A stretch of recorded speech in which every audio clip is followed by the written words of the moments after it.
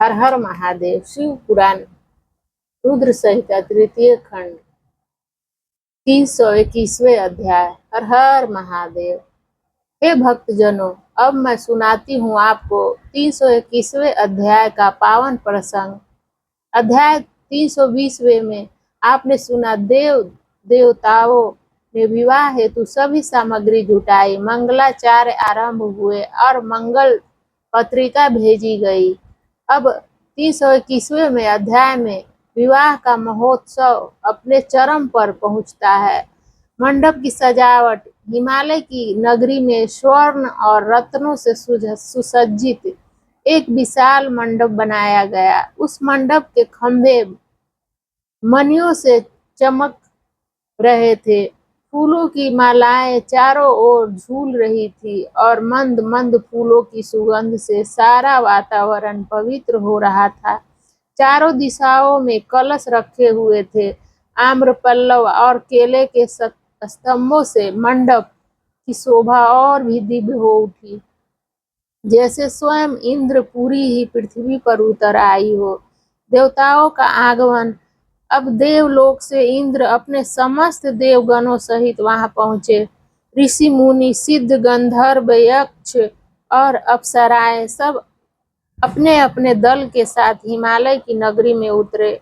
हर कोई यह विवाह देखने को उत्सुक था, क्योंकि यह केवल शिव और पार्वती का मिलन ही नहीं, बल्कि शक्ति और शिवत्व का परम मिलन था। एक ओर देवताओं की सुसज्जता और दूसरी ओर शिव जी का अलौकिक रूप। जटाओं में गंगा, गले में सर्प, शरीर पर भस्म और नंदी पर सवार शक्ति और जगत पिता के परम मिलन से लोकों का कल्याण सुनिश्चित होता है।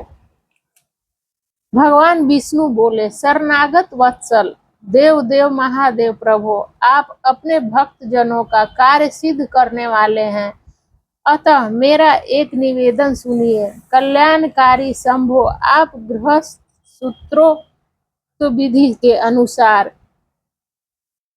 गिरिजा कुमारी पार्वती देवी के साथ अपने विवाह का कार्य कराइए। हर आपके द्वारा विवाह की विधि का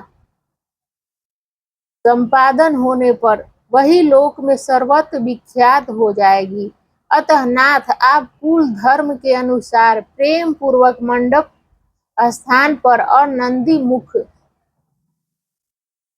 तथा लोक में अपने यश का विस्तार कीजिए। ब्रह्मा जी कहते हैं, नारद, भगवान विष्णु के ऐसा कहने पर लोकाचार परायण परमेश्वर शंभु ने विधि पूर्वक सब कार्य किए।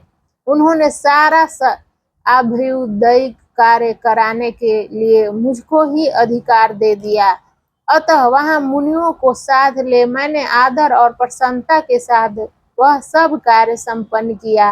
महामुने उस समय कश्यप, अत्रि, वशिष्ठ, गौतम, भांगुरी, गुरु, कण्व, बृहस्पति, शक्ति, जगदम्बिनी, पराशर, मार्कंडेय, शिलापाक, अरुणा, पाल, अकृतश्रम, अगस्त्य, चयवन, गर्ग, शिलाद, दधीचि, उपमन्यु, भरद्वाज, अकृतवर्ण, पिप्पलाद, कुशिक, कौत्स तथा शिष्यों सहित व्यास ये और दूसरे बहुत से ऋषि जो भगवान शिव के समीप आए थे, मेरी प्रेरणा से विधि पूर्वक वहां अभ्युदयिक कर्म कराने लगे। वे सब के सब वेदों के पारंगत विद्वान थे, अतः वेदोक्त विधि से वैवाहिक मंगलाचार करके ऋग्वेद, यजुर्वेद और सामवेद के विधि उत्तम सूत्रों द्वारा महेश्वर की रक्षा करने लगे। उन सब ऋषियों ने बड़ी प्रसन्नता के साथ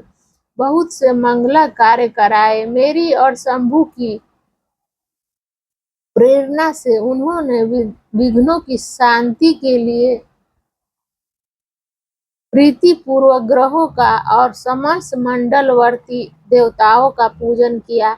वह सब लौकिक वैदिक कर्म यथोचित रीति से करके भगवान शिव बहुत संतुष्ट हुए और उन्होंने प्रसन्नता पूर्वक ब्राह्मणों को प्रणाम किया। तदंतर वे सर्वेश्वर महादेव देवताओं और ब्राह्मणों को आगे करके उस गिरिश्रेष्ठ कैलाश से हर्ष पूर्वक निकले। कैलाश से बाहर जाकर देवताओं और ब्राह्मणों के साथ भगवान शंभु, जो नाना प्रकार की लीलाएं करने वाले हैं, सानंद खड़े हो गए।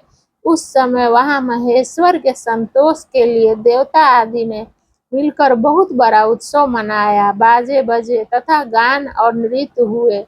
हर हर महादेव। अगले अध्याय में भगवान शिव का बारात लेकर हिमालय पुरी की ओर प्रस्थान।